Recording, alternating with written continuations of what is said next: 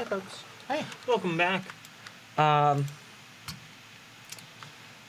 We are bathroomed up, and so's the dog. We're back. We're gonna do some duty finder. Duty finder. Yeah, we're gonna do some duty finder in a minute. But she just found another unspoiled vein, so we're gonna go get that real quick. It's just some astral rocks. Classic astral rock thing. There it is.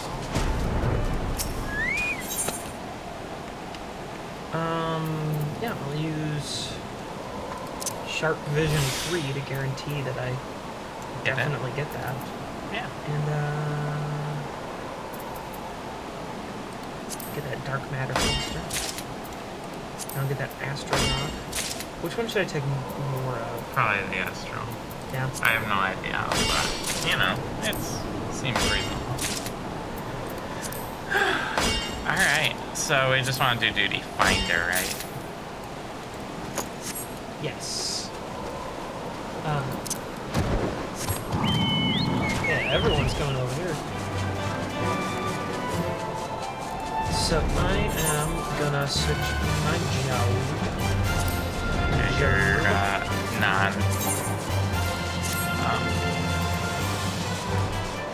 non-gathering. Yeah. So it's like 1 a.m. to when? Is that special? 1 a.m. to 4 a.m. Eorzea time. You think we have time to run one and then... No, it'll probably be past it. Yeah? Probably so. Maybe we'll stick around just because we know that's coming up. We can, yeah, for sure. We're just shifting around what we're doing. So we're gonna wait. Where is that vein? It's supposed to... It's here in Korthos. It's here in Korthos. Yeah. So we'll kill... It's about 10 p.m. in Eorzea time, and it's these 5 seconds per minute. Yeah. I'm gonna double check quick. That is correct.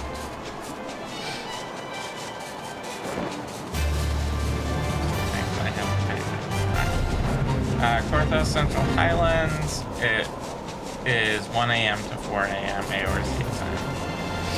Unspoiled mineral deposits. And you need to get 3 of them for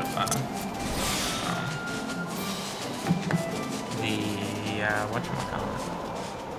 So I'm gonna just mine some more jade, I guess. So there's like some good quarrying to be done.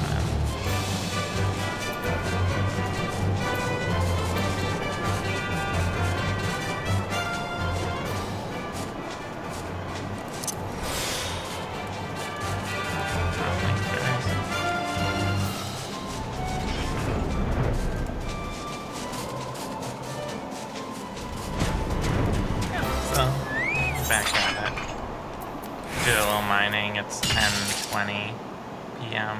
in Eorzea time. Yeah. Just wait a few minutes. I think that the way that Eorzea time works is that it goes through 1 day cycle in an hour. 1 full 24-hour period in an hour. I mean, that seems to make sense, I think. I don't know. Hour of real time, that is.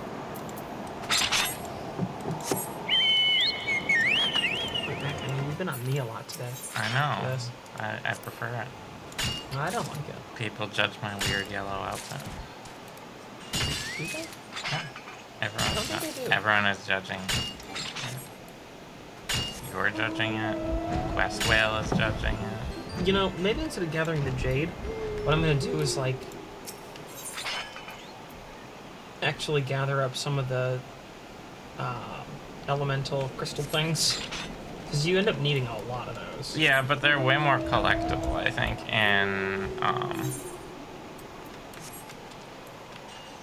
in the higher level areas that we're not and they can't get to yet because we're not in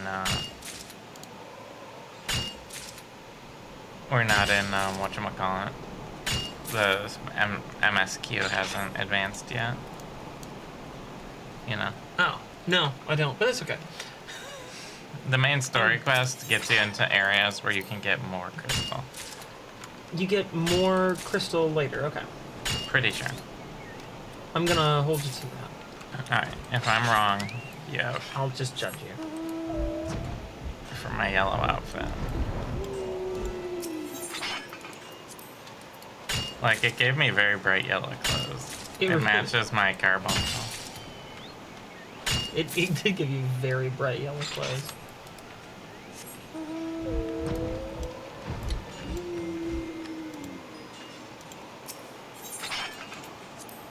So, it's been a couple years since I started playing this. You've been playing this for a while. Mm-hmm. But at the first summer of the pandemic, you got me into the game, and we would, play it in the evening, be pretty casual and stuff. Yep. And I had purchased the motorcycle. Yeah. And I really like the motorcycle in the game. I think it's a very cool piece. But I do have one issue that I wish they would just go and, like, add. I wish when you flew, if it got, like, little wings or something, and, like, a little jet out of it. Rather than just floating. Yeah. Because it just seems like it should. I think the problem is that it was designed before flying was available. Yes. So what they did in general, except for, some of like the winged ones where they wouldn't really have to change the model, they just have to change the animation to make them fly. Yes. Generally speaking, what they did is they basically just said, well, it floats now. Yeah. So like this, it already had the wings, so they like, dropped the wings down. Yeah, you get like it kind of goes into a fly mode. Yeah. And like that's But they cool. didn't have to make a new model for it. I'm gonna go through and just criticize things. So here's this is the Heavenly Steed. I forget like exactly what that's from. I think that's from the this expansion. It's got 6 hooves. Yeah, it's like Sleipnir. Yeah. And it's got wings and everything, that's cool. I also I got the Kingly Peacock. When I think that premiered, like, the summer we were playing. I think so. And we both saw it and we're like, oh my god. Because it's side saddle. Yeah, the side saddle's nice. The side saddle sold it for me. And it flaps, and you're running around in a giant peacock. It's amazing. I believe that one was made after flying. And then you're like, the SDS Fenrir. Oh man, that's cool. And it's like, it has its own little like theme song going with it. It's like, oh, this is cool. And you're like, I'm gonna fly.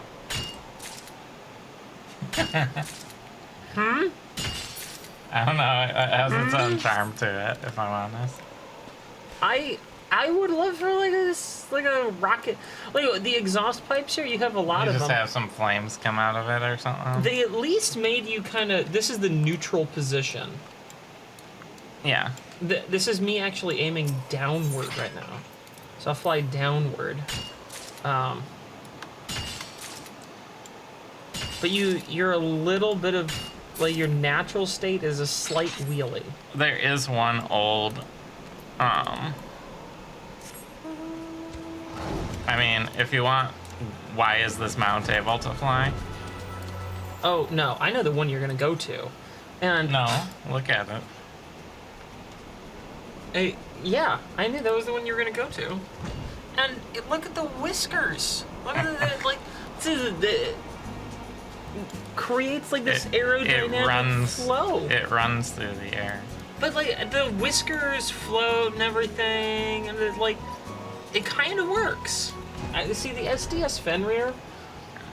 It's just a little wonky because because it's mechanical. I think you can get a lot. Now they away did with a lot this. more. This is an older mount, and they did update it. So the Fat Chocobo, right? Yeah, it chases a Geishal green on a stick. Mm-hmm. When you fly, your character pulls away the glacial green, and you now hold a cake on the end of the stick to convince it to fly. Yeah. See, little updates, just a little. So they did actually change one mount. And I feel like I should have, Batman Flame coming out of the tail, like, Right. I want that. That seems fair. And We're approaching some little wings, like they're not gonna be very big. We're approaching 1 a.m. and hey, where's he? Just so you're aware. So we can get ourselves our dark steel ore.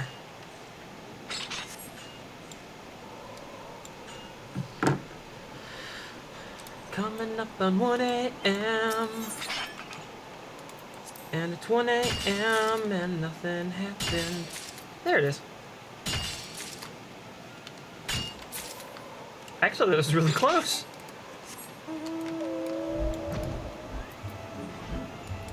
Okay. Gonna use my maximization. And just get that dark steel. And then, here's the number of items obtained.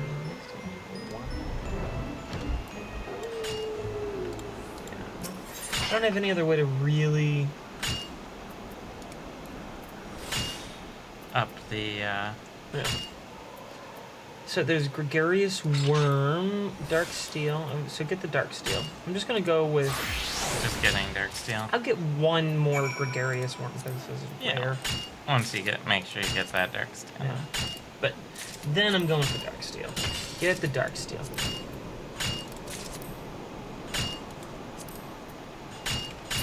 There we are. Alright, now I'm going back Nice. to turn in the quest. Oh yes, I can pick up the quest Because you're level 50. and turn it Turn in. it in. There you go. Are we not in the same level? Yes. You're a little ahead of me still, but Just slightly. just slightly. I mostly went to the bathroom so you could catch up. Did you? No, you didn't. No. What? I said no, I didn't. You didn't do that. You just went to the bathroom to pee. Yeah.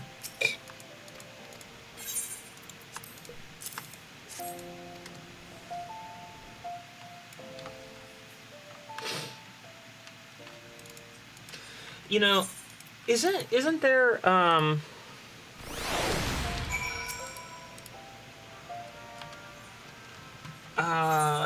I just remember this. Isn't there a Twilight book that Stephanie Meyer wrote where she gender swaps them? I think they talked about it. Because I seem to remember that's a thing.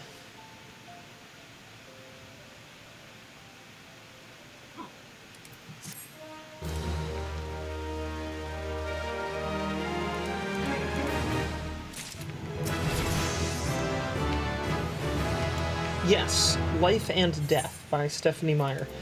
And apparently, I'm kind of remembering this. A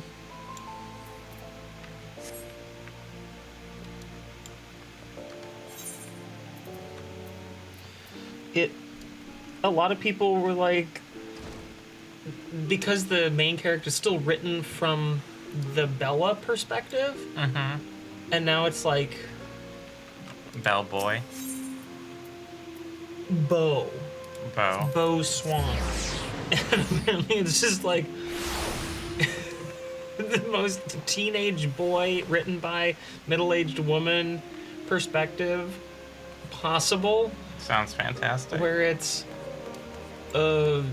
pretty. I think we need to read it. Did they change it to a green apple on the cover? Yes. Nice. Edith Cullen. Edith. Instead of Edward. instead of Edward. I'm gonna have to read that. And then what I'll do is just still read it as Bella. Because gay. Yeah, there you go. That's the way to do it. Gender swap the character. Again, well, de-gender swap the character. It's confusing. Alright, so we've done the level 50 quest. Well, I'm still doing it. What is my lowest level mining thing? I have 35, 27 there. Hands recent. So headpiece. Headpiece is the... Or sorry, chest piece is the lowest level one.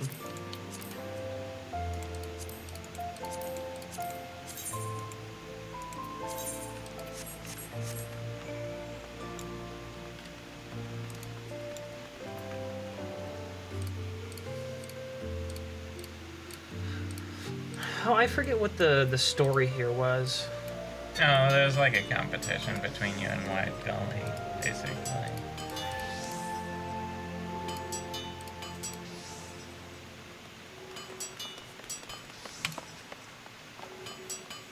And then I think you're like helping cover for him being unable to produce. Yeah, what's the...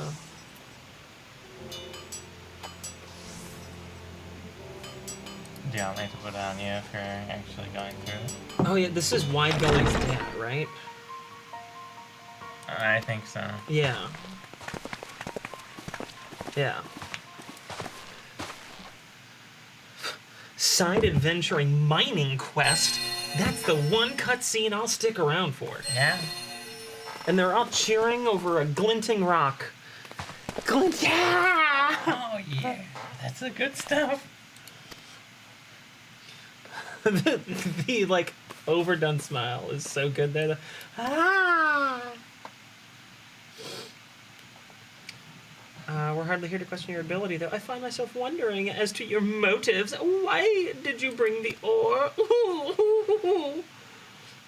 I'd like to know the same. These are the voices I'm attributing to them. Yep. Why stick your neck out for him? He's giving me nothing but trouble. What in the seven hells are you trying to pull, Alberta? Alberta? I don't need anyone's pity. Yours, least of all.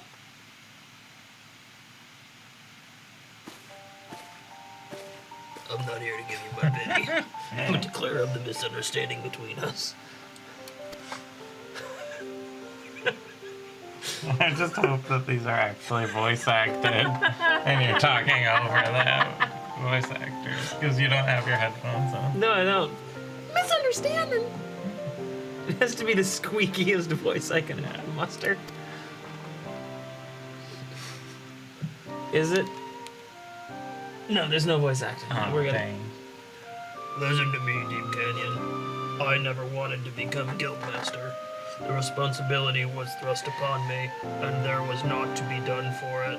And also the least emotive for her. Just like totally flat and ultra deep. Yep.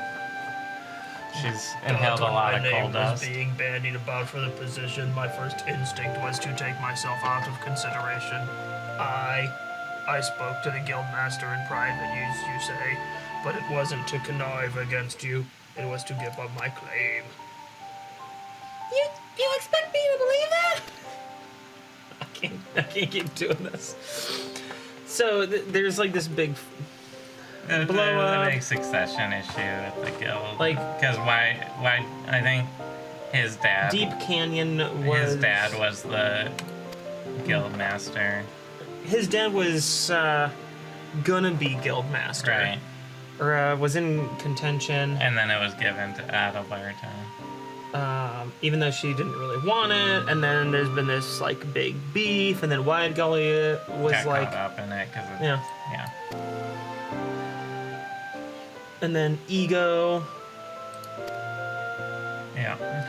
Because you've been kicking his ass, and he's like, no, actually, she's really good.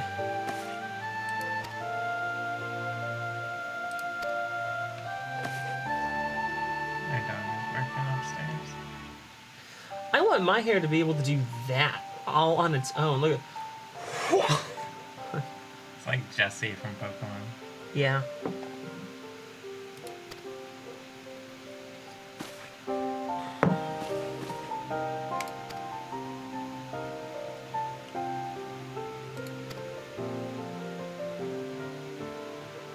Should I go see what's going on over There's probably a squirrel.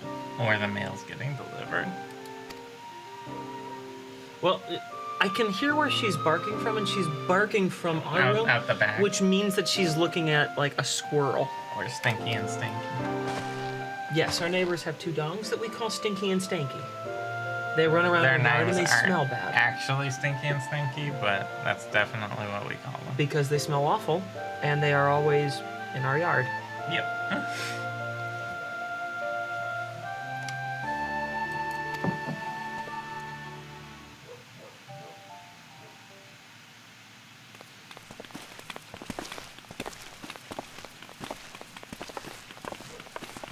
I like the collapsible like pickaxe concept. Yeah, but the one you get isn't collapsible.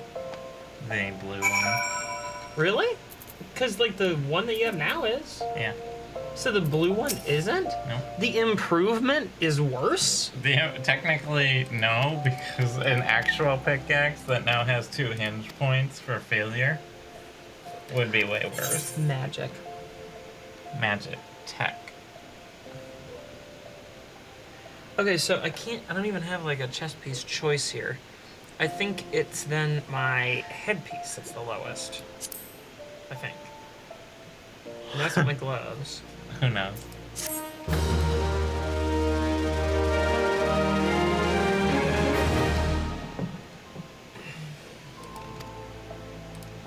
So we still have to go and push MSQ if we want to get Yeah. higher in that. Huh? Yeah, pretty much. To get to the areas. I mean, you can technically continue leveling, but it becomes a slower and slower grind Oh, because my you pants can't were the lowest. because you can't access. Oh. I mean, that's pretty beefy thing there. Your pick. Yeah. Yeah. Mailman. Nice. Okay. All right. No, let's go over here. Black. Oh, not Blackberry, sorry. Red Man. So it's already 1:24. We probably only have time for 1 to 2 duties. We started a little late. We'll go a little long. All right. Do you want to do leveling duty? There's a level 50, 60, 70, 80 dungeons. You take a pick. Whatever you think you'd like to do. We'll keep it casual. You know? Yeah. Yeah. Casual. I like casual. And it says the average wait time is 11 minutes right now for us. So, we might be waiting a bit. Yes. And in fact, while we're doing that, while we're waiting,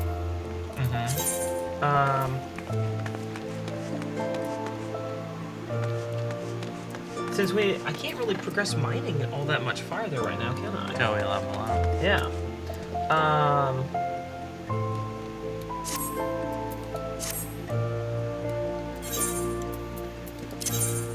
Well, how do you switch to the other? Do we even have the other gathering professions?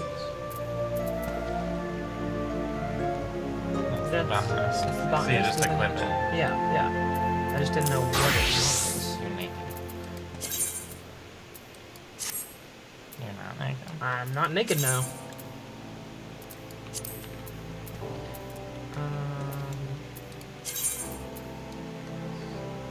New. And botanist. There we go. Where do you think I'd best be able to find stuff for botany? Probably just outside, right? Just use your duty log. Your gathering log. Guide the way.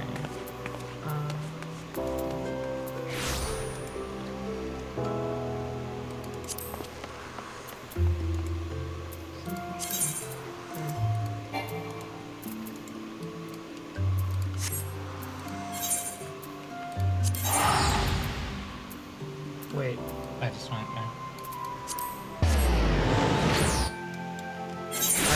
You got me in the middle of my teleport, so I ended up spending the money anyway.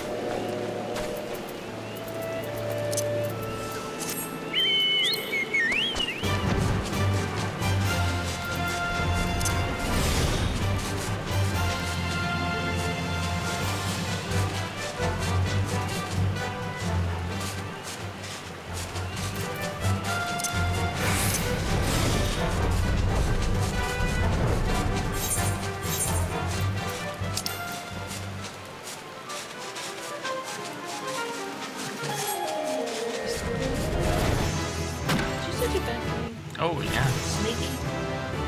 Switch it back to me all sneaky like.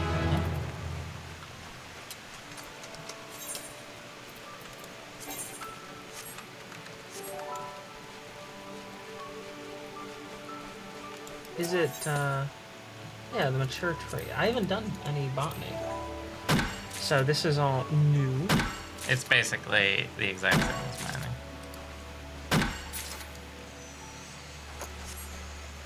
And elegant snail. I believe it's an ingredient, huh? Yeah, for escargot. Latex. Maple branch. Maple log. I just leveled up a lot. Yeah. Almost.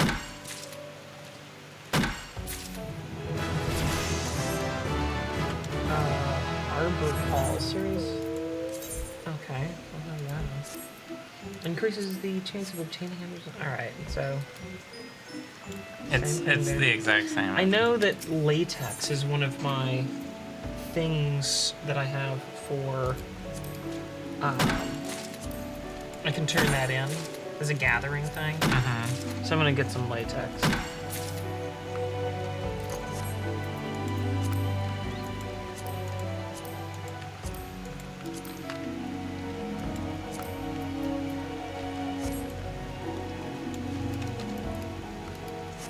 So you go up to a tree, smack it, and then gloves come out. Latex gloves. No, I got it.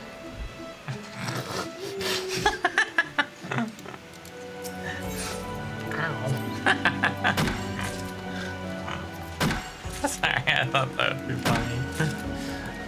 That's stinks, that thing. Shit.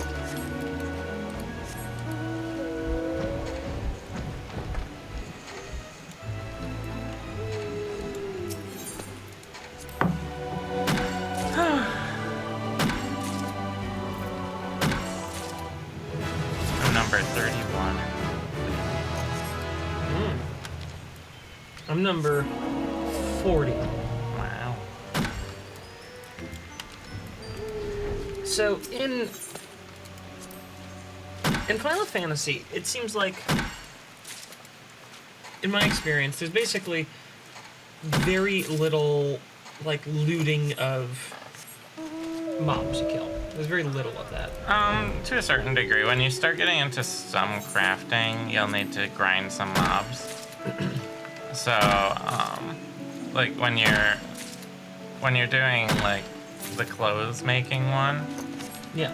you'll need to kill a whole bunch of like sheep to get the wool and leather for it. But like that's the only thing you get from it, right? Generally, yeah. I think you can get like, yeah, they don't really have a bunch. They don't really drop in this, like, I think what you might be thinking of is like vendor items, basically. Well, so here's where I'm going. Okay. As I'm going by these like ground squirrels, right? Yeah. These level 3 little ladybugs and stuff like that. And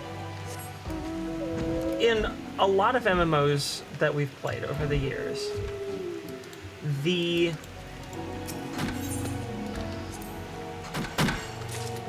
creatures like that would drop a pet from killing them. You'd have to go around, murder a whole bunch of them, and they have like a 0.1% chance Until you find one that has a child. of dropping it, of that one dropping a pet that you can summon. And when you think about that, it's kind of messed up. Yeah. Because it's like, wait. So I had to run around and murder like a bunch 100 of things so I plus. could take one as a pet? Like, wait, what? Why didn't you just run around and like just get a pet? Like, just pick one up. Like, that's it. Like, Instead of murder. like, don't take, like, wild animals as pets in general, in real life. But, like, Yeah. I feel like just picking up a squirrel and being like, you're my pet now is a lot more humane than murdering 300 squirrels and then doing the exact same thing. Yeah. I would generally say yes.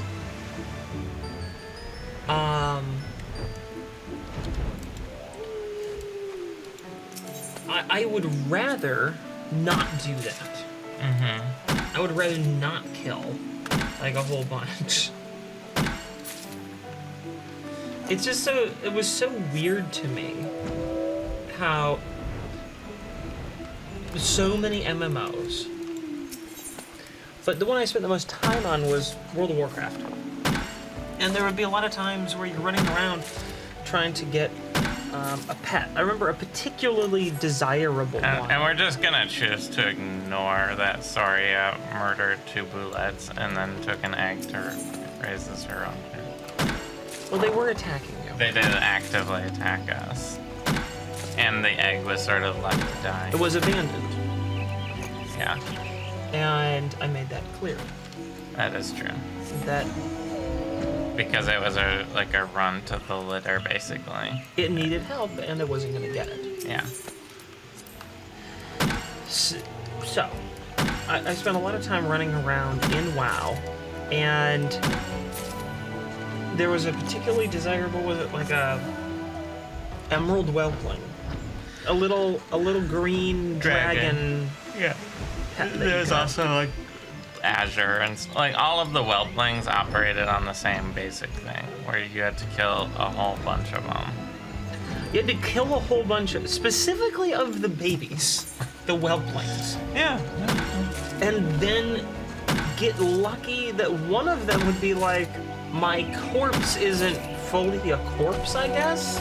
You stunned me into becoming a pet. You wounded me enough that I'm willing to follow you forever now. It was very weird, Yeah. and I found that strange.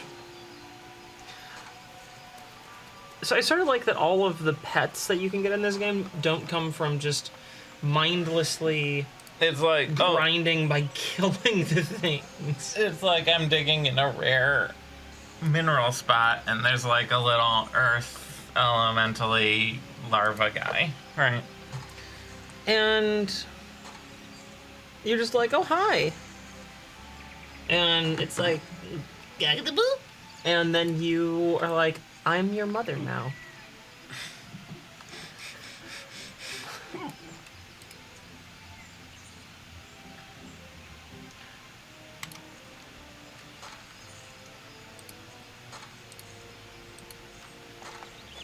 I can see why they give you 2 retainers, so you can have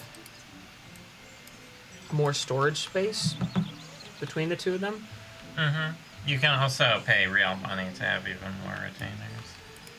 But you can generally get by with 2.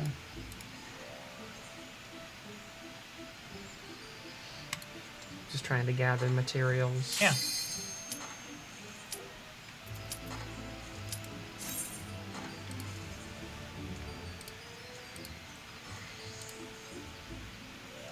There we are. Let's see what we got.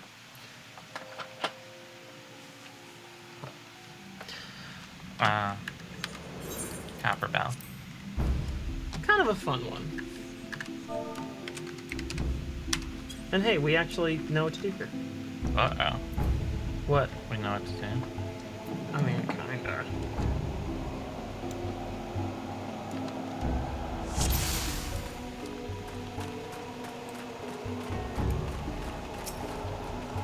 Oh no, but we have to kill Spriggans.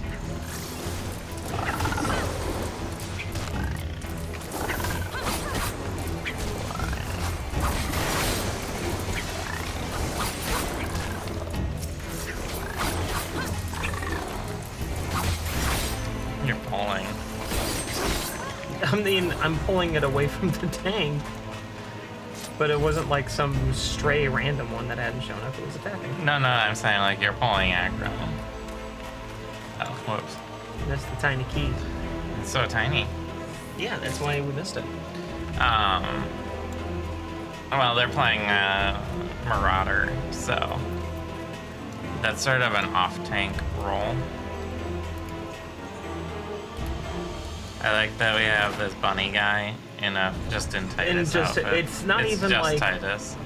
Kind of vaguely Titus. It's literally the Titus outfit. Yeah. With a little crown.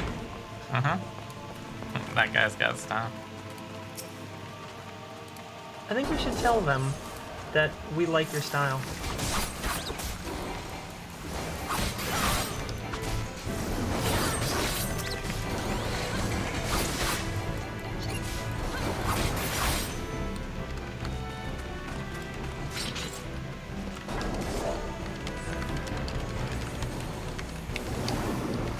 Because, I mean, it's pretty cool. And being a fan of Final Fantasy X.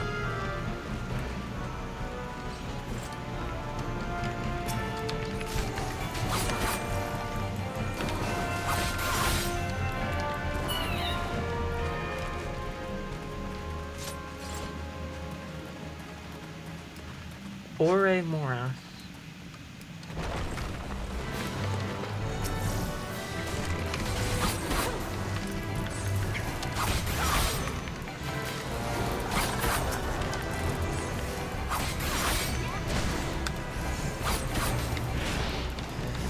There's part of me that's like, yeah, I could go back and play some Final Fantasy X, and then I'm like, no, I'm just gonna let that game stay in rose-tinted lenses, nostalgia land. Also, like, you don't have 300 hours just of nothing else to do.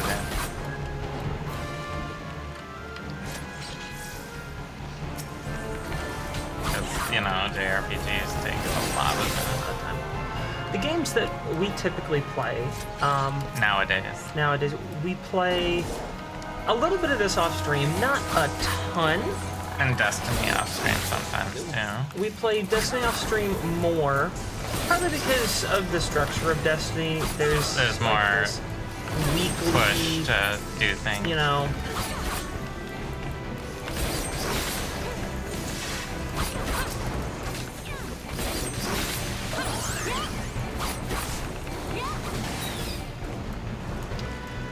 And we play a little bit of Destiny off stream, not a ton.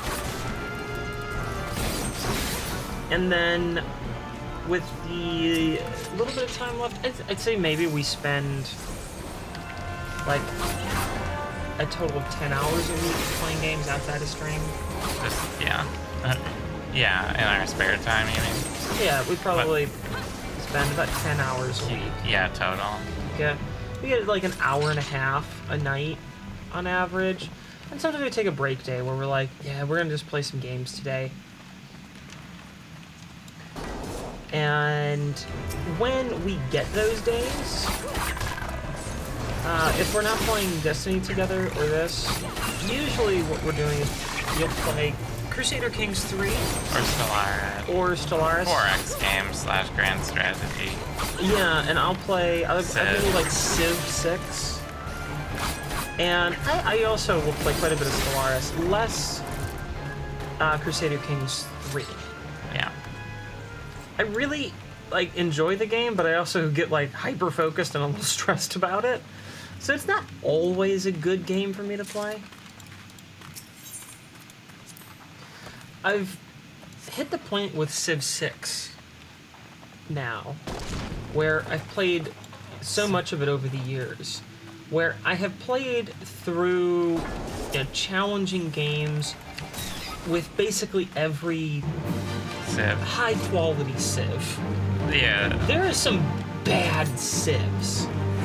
And just mechanically, how they operate, like where they like, here's a right. I don't know that much about Civ, but it's like Hey, you have a bonus that does absolutely nothing.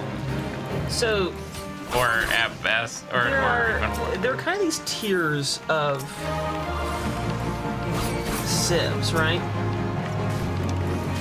And the best civs are usually the civs that gain easily manipulatable bonuses that you can like stack from the beginning of the game. Like desert tiles give you whatever, like bonus industry or something. Yeah, so like Mali is an amazingly powerful empire.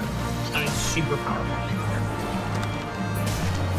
And Japan is another really powerful empire in the game because Japan gets this bonus where certain districts will give strong adjacency bonuses by putting them next to each other. So if you put like a industrial district next to a campus district besides, I think. I forget all the bonuses. Yeah. But yeah, that's exactly what it does. And you can really easily plan out your civilization to be incredibly powerful. If you cluster. Very, very quickly, long term, from like the beginning of the game. You know, you can do that. Oh, is that the boss? Wow, he went down quick. Another one is America. Which one? Aren't there multiples?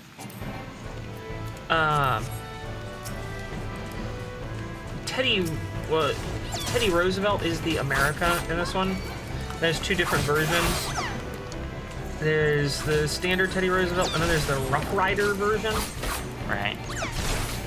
And America doesn't have like the most powerful bonuses in the game, but does have a really powerful bonus where if you focus on the right improvements, so America gets bonuses to breathtaking tiles.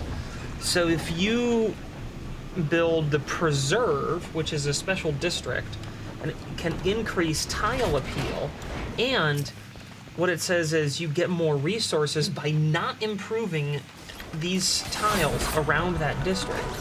And if you place it well, you can get a whole lot from that district without spending resources to increase the production on that tile by creating builders. I followed all. So you have to create a builder to improve a tile, right?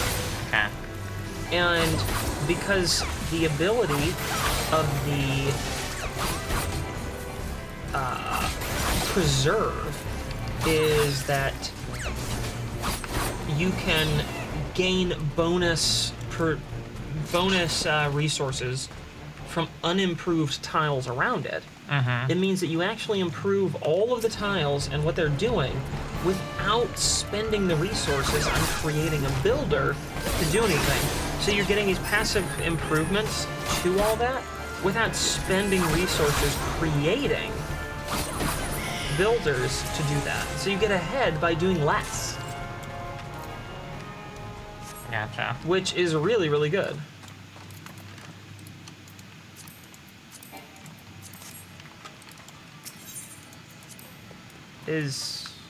I'm just rolling greed on these, and I guess other people can't. They must already have them. I already have them. Yeah, I didn't have them, so I'm just picking up the minor ones. And I've gone through most of the good ones, some of the okay ones, some of the okay civs that are like, you know, doing all right.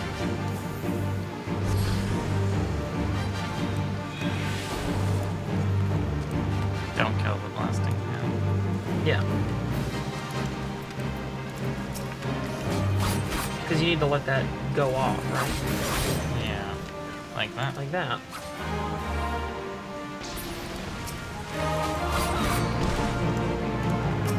We mainly need to kill the Spriggan when it appears. this friggin' toaster. Yeah.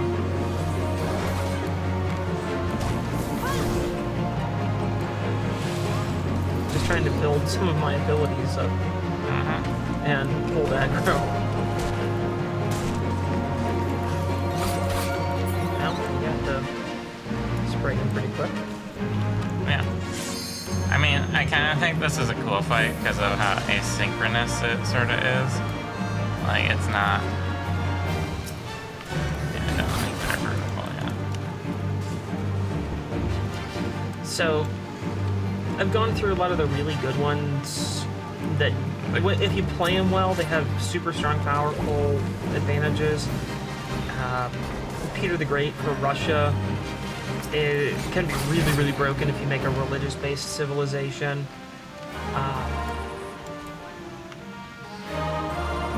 You can really push religious victory there, or use...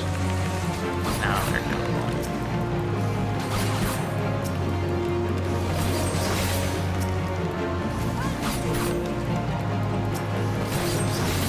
Or use... Sorry, I was focused on trying to kill him, but you guys took him down so fast, and I don't have any AoE at this level. Or you can focus on using your faith to produce other things, which is really powerful. And I've gone through most of the really good ones. I'm on to the, like... I've gone through most of the okay ones, too. Like, for Greece, you have Sparta and Athens, represented by Gorgo and Pericles. And they're pretty good. Their big, powerful ability is that you get a bonus wild card slot in there, so you have another civ. You have another civic that you can apply in any government, which early on is really, really good, and later on is like, okay. It's fine. But it's a huge advantage up front. Yeah. And I just completed one with Poundmaker. I think is the Creep civ. And that one's pretty interesting because your thing is that you can claim territory by running a trade route through it. Interesting.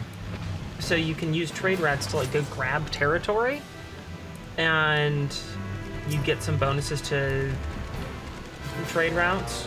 It was a pretty good civ. It wasn't amazing, it was pretty good.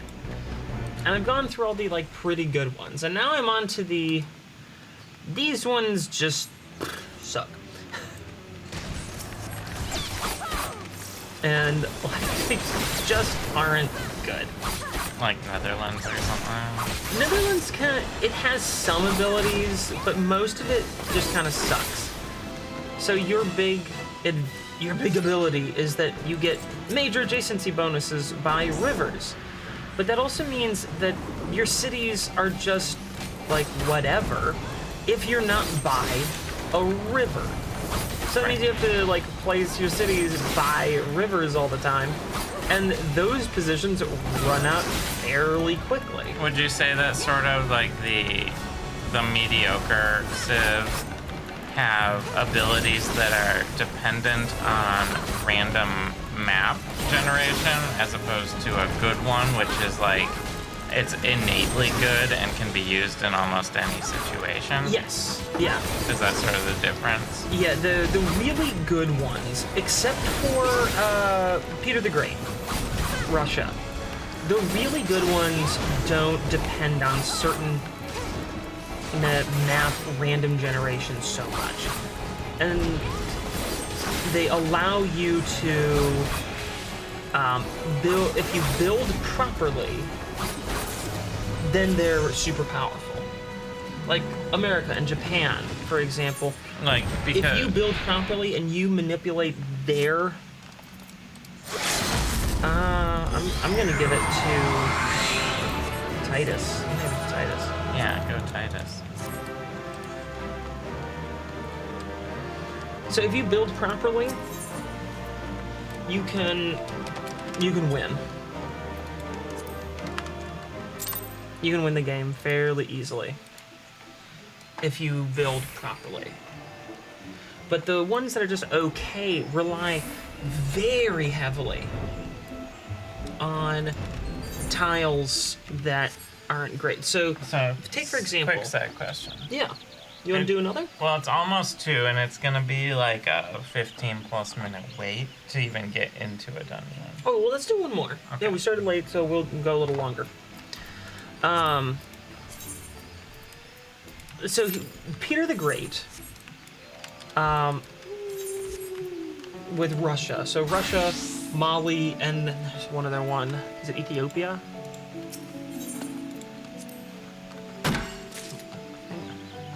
Why am I blanking on her name right now? Well, but there's 3 civs. One in Russia that gets a lot more from tundra. Okay. Right? Yeah. With district bonuses, gets a lot more with tundra. You re-queued us. Yeah. Okay.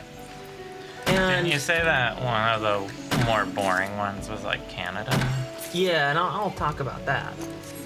Because that's where I'm going with this. Oh, okay. So, if you make a civ that's really, It's like independently Really- good. well, you have your really good civs in that. Ooh, got some mistletoe here on this one. How about that? I haven't seen you before. Like a really good civ is going to use tiles either that don't depend upon like getting lucky with their getting lucky with their generation. Yeah. Like The map. The random map. yeah. So Yeah. Japan gets bonuses for how you place your districts, not what's necessarily around you. I mean, that helps, but you can manipulate the structure to you can manipulate how you build your cities To get you those. to maximize your productivity, Right. and that means that your planning is what gives you an advantage. Mm-hmm. So that's Regardless something of the where player you control. start. Yeah, Yeah, it's And you active can get versus more. passive, basically. you can squeeze more out of it by happening to come across a really good position. And like, oh man, all my districts are like they have great bonuses that give them more power just because, and they get this. But you can still improve a city just based on how you plan it out. Right. Then there are some other good civs, like Russia and Mali, that take tiles that nobody else wants, Like tundra. like tundra or and desert, and says, These are actually really these good. are really, really good for me in very powerful ways. And I can use these to do a lot. And be very productive within these regions. And if you build your civ around that, like Mali gets food production and extra gold production. So they get food from the desert, which nobody else gets. Mm-hmm. And they get extra gold from mines but lose production. And if you do this right with Mali, you lean super heavily on gold, and then you don't build so much, and you buy things. And if you buy the right things, then and build up your city to have a lot of gold, you can actually build a civilization that's very powerful and completes things quickly and just has a whole lot of reserves in gold. And then that opens up, like, you can have a lot of trade routes, so you can go for a diplomatic victory. You can try to outcompete people militarily because you just buy a lot of units. You know, it gives you a whole lot of things. And because it's in the desert, just like the tundra, other civs don't want to go there because it's not very productive, but it is for you. And then you have civs like Canada, which gain some productivity in tundra, but you have to improve the tiles to do it, and even when you improve them, it still sucks. So those things just aren't good. When you're trying to eke out a victory, and it depends on you taking tiles that no one else wants, but you also don't get a whole lot from it, or it takes a lot to get those bonuses, it's just not good. The Netherlands, that requires you to place a city next to or very near a river. Right. Which everyone wants to do, because having a city next to a river gives you a lot of great things. It gives you fresh water, which is important in the game. It gives you the ability to build extra production. There's a special building, a water mill that you can build if your city's on a river. And it's a really good building. So you try to build on a river. And it's like, oh, great. So I just want to build where I always want to build. And now I'm competing with everyone else to build there. Yeah. And if the map generates, like, with not a lot of rivers, so you'd say, like, you're screwed. So, like, the best tier mechanically are like map agnostic. Yeah, ones that don't care about the map. Like, the map is good, but a good map is a good map, but it's good regardless of map. S tier stuff are the civs that just, their abilities are going to be good no matter what, and it's all about planning. That's the S tier. Right, and then the, like, A tier are the stuff that manipulates parts of the map that other people don't ever want. Right. So, yeah, you can take advantage of map sections that others can't. And then B tier are groups like Poundmaker that have kind of interesting abilities that allow them to control the map more. But they're situational. But they don't necessarily, like, have a long-term effect. Right. You know? So they're like good abilities, but they don't have, like, a huge impact. Yeah. The more that you are affected by the map, generally speaking, the less good your civ is. So if you're like, oh, here's a civ that requires, basically, to be any good, it requires, like, finding natural wonders or something, right? I'm just making up one. Yeah. And it's like, yeah, I made a game and didn't find any natural wonders. So, I mean, one of the rules in Civ is you always find natural wonder, but, man, some natural wonders really suck. And some are really good. And some are really good for some civs. And natural wonders are one of those things where it's like, okay, great. let's say it's like, and your culture requires horses to be good, and horses just don't spawn. Yeah, now they do have some mechanics. So Tomris has. Is that Scythia or something? Yeah, that's Scythia. Scythia. I don't know if it's Scythia or Scythia, come to think of it. Tomris has abilities that rely on horses, but they have a very strong map bias to spawn near horses. Okay, so that's like built-in protection. Yeah, now you still have to unlock the ability to see the horses. Right. But there is that mechanically built in there. To help prevent that issue. And Tomris is really good for a military victory in certain settings. So if you're playing like deity mode, that's the hardest mode, and you're playing on like a smaller map size, Tomris can be super good because her early abilities give her an insanely strong military advantage. over everyone else, and you can just like, squash them real quick. Because early game, you're so militarily powerful that you can do a lot of early conquering. But if you're playing on a huge map, where things are spread out, really spread out, because Commerce didn't have all that many advantages late game. So early military victory requires knowing where the enemy is, right? And being able to, get there, outgun them, so to speak. Yeah. But you're not gonna get that on a big map. On a big map, you're just generally not gonna find that. So, not a whole lot to do, Mm-hmm. That's a sort of struggle that you have.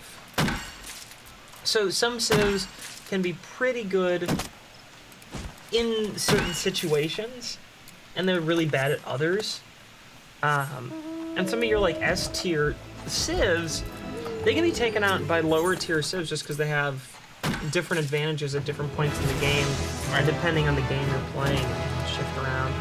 One civ that just sucks all the time is Christina. Christina is that Sweden? Sweden, and she just sucks. Her whole thing is built around theming museums.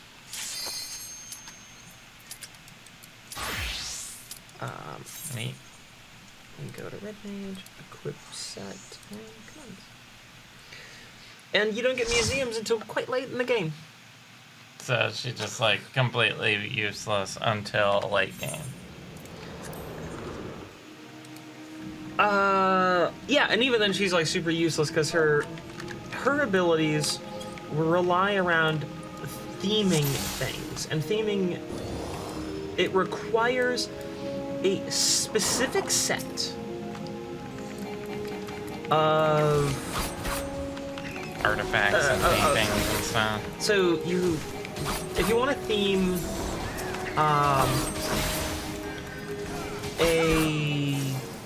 you have two types of museums: your art museum and you have an archaeology museum. And archaeologists go and find dig sites from when civs previously lost. Red. It's a red. Okay. When civs previously lost a unit, often fighting like by barbarians, or it could have been like from an old war. It has to be from a previous era, and then you go and like dig it up. So that requires that people were fighting, which is pretty common, and that you can get there, which is sometimes harder, and then you dig it up, and then you have to have artifacts from the same period. So like the ancient period, the classical period, the Renaissance period, medieval period. Yeah. Require that you have artifacts from the same period of 3 different civs. Barbarians can be one civ, and city-states can be one civ, and then civs are civs. But it's so hard to do. And it's just like dumb luck if you happen to get, oh yeah, well, I found this, I found these artifacts, and oh, this one generated from this, because all of the artifacts that you find are based on when the unit that was killed there died, what period of time were they from. So it's totally random. And then the other thing that you can get is theming a museum. Well, theming a museum requires that you have the same type of art, right? From 3 different artists. So they're like paintings or music. Like a portrait or a landscape. Oh, specifically. Yes, or a sculpture. Now you can, of course, trade for those things. So you can manipulate that game around.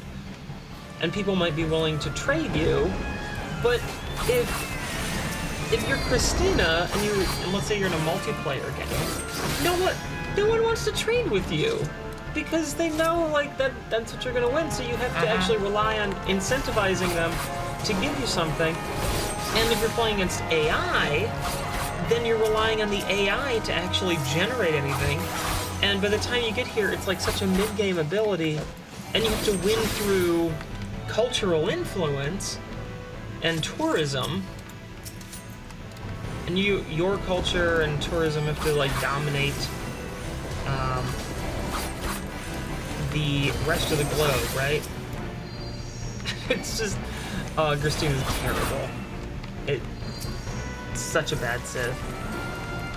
And this is one of the criticisms the community has in regards to Civ 6 specifically, is that the way that the game functions, it really limits the variety of Civs that you can play. In Civ 5, for example, you could play as Venice, something you can't do. Oh, I found the boys. They all came to me.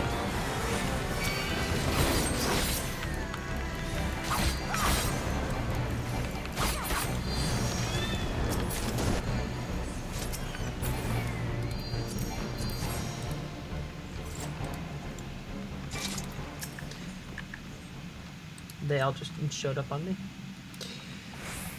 So in Civ 5, you could play as Venice. Venice is only a city-state in Civ 6. And Venice was a very interesting Civ to play. And it wasn't, like, necessarily a great Civ, but it was really different, and it could really disrupt the game, like, drastically. Because Venice couldn't build a settler, which is the unit you need to create a new city and grow your empire. But they could create merchants of Venice. Okay. Through doing special actions. And if you created a merchant of Venice, you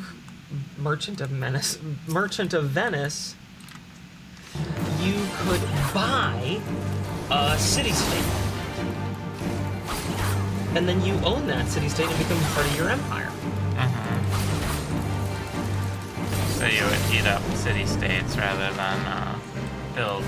Yeah, so you could, the city-state would go through all the trouble of growing their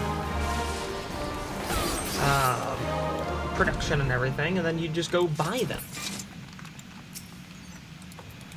And that was sort of a unique mechanic. It was so different. It was such a different gameplay. Whereas nothing like that exists in Civ 6. Nothing even close to that exists. There is one great person that you can get that does something that allows you to do that. Or two. There's two great people you can get in the game that allow you to go just buy a system. And that's fine, but it's just like, it can happen twice. That's it. And that's it. And any Civ can get it, so it's not special. And a complaint among the community is that playing all the Civs feels the same for the most part. There's not a lot of, like, the level of sort of asymmetrical gameplay within it is very low. And that they want to see more. That makes sense. So it feels more like you're playing chess, where everyone has the same pieces and the same abilities, as opposed to like a card game where you have a deck built to do something specific. Yes. Like yeah, that's a very card game where you're like, I have a deck that's designed around like equipment-y stuff or what whatever card game it is, like Pokemon, Yu-Gi-Oh, Magic. Like you build the deck yourself, and you have a deck geared towards a specific goal, and it could operate very differently from another deck. Exactly. Yeah. So that's kind of the complaint, is that there's a few civs that you really know how to manipulate and get the most out of your placement on a map. And then there's a lot of civs that are just sort of mediocre, and all civs mostly feel the same to play. And in Civ 5, there were a lot of civs that felt very different to play, which I agree. There were a lot more civs that felt very different to play. And I feel like Civ 6 doesn't capture that nearly as well. That makes sense. So, it's sort of like you, in this game, for example, since we're playing it, if it was like, you're playing a black mage or a red mage or whatever, a spell, like, if all the spellcasters were like, are kind of like, hey, you might cast a spell in a certain order, and that order might be varied within it, but that's all you're really doing, as opposed to something where it's like you're looking to be a melee character, which has its own like gameplay style, basically. Like Civ 6 is like variations on a theme rather than like a bunch of different themes.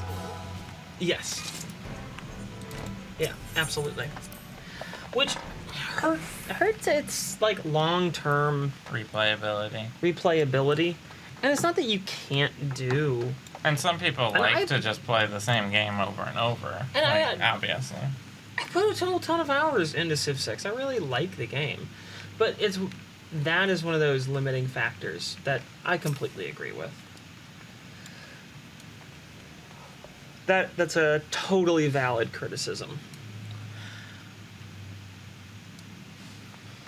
Den the Orca-toothed.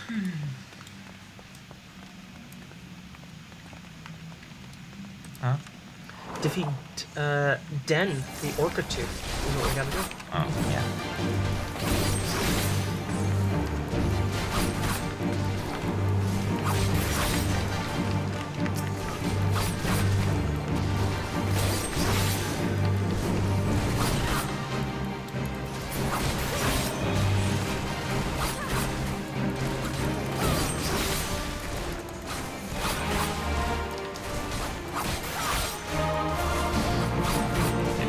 Orcas and Greenland sharks, you know what they like to eat? What? Polar bears. That makes sense. I mean, polar bears do go swimming in the Arctic waters, where both of those are Greenland sharks and orca whales. And they're going to be big and fatty and tasty. And not very good at defending themselves in the water. No. I think the message here is that being an animal in the wild is sucks. Yeah. That's the message, isn't it? The only thing that's worse is being a cute little puppy and your parents don't do everything you want all the time. That's true. That is true.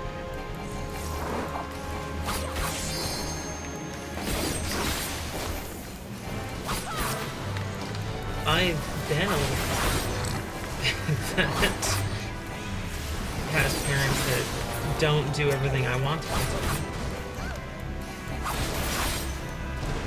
Are you sure you want to share this online?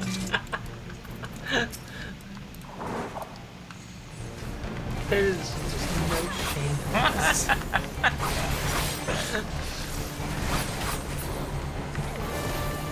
And having parents that don't do everything you want is really terrible. It's so hard. It's so wonderful.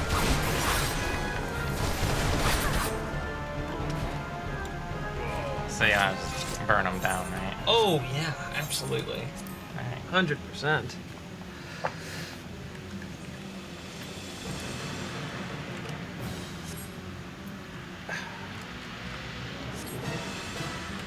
Den the Orchitude.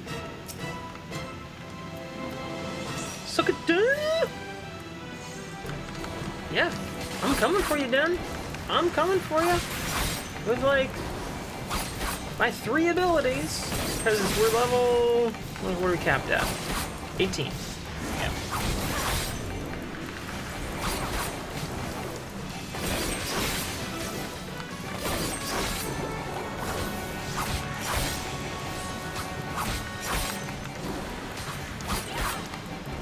Yeah.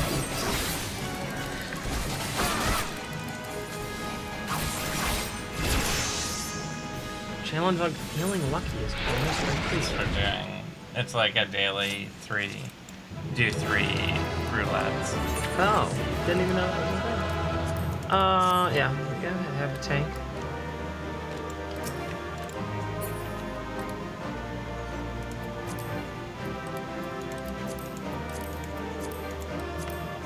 I already have one column.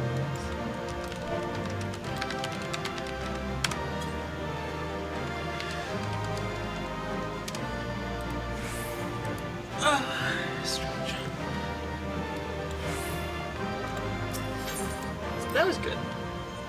That was a pretty good one. Yeah. It'll be a while before we can get into another one. Yeah. So I think it's a good time to stop now. Alright. Sounds fine to me. Yeah. Alright. Thanks for joining us today, folks. Sorry we Let's end on the quest one. Oh, we'll end on quest one. Let me go. Find out.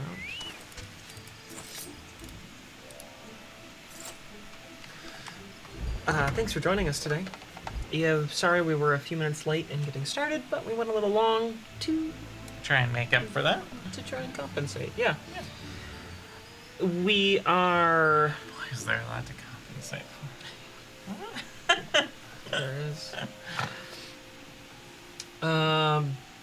We are gonna be Wednesday with Destiny 2. at 10 a.m. sharp, right? 10 a.m. sharp, For yes. sure. Definitely will never happen again. Being late. I mean, it usually doesn't. It usually doesn't. We're usually But pretty good. It's streaming. Sometimes you turn on the computer and it's. And it's like, I don't we wanna have work. 15 updates. Yeah. That's the life of streaming. Sometimes you turn it on and you're like, oh, everything's forked. Okay. We'll be back on Wednesday Destiny with 2. some Destiny 2. There's a chance that I might come on tomorrow and just play some Valheim. Oh, yeah, you want to play some Valheim? Or I was thinking about picking up Elden Ring and trying that. Yeah, you've been kind of interested in I'm that kind of one. interested in that one. There's been a 1 or 2 people interested in that, I feel Just like, a few. online. Yeah. So, thanks for hanging around. Remember, if you like what you see here, don't forget to follow us here on Twitch, subscribe over on YouTube if you're watching there, and the way to support us is on Patreon. Head over to patreon.com/Dice and Dungeons, and that's the best way to help this channel out. Yeah. Thanks for tuning in, everyone. We will see you again soon. Bye.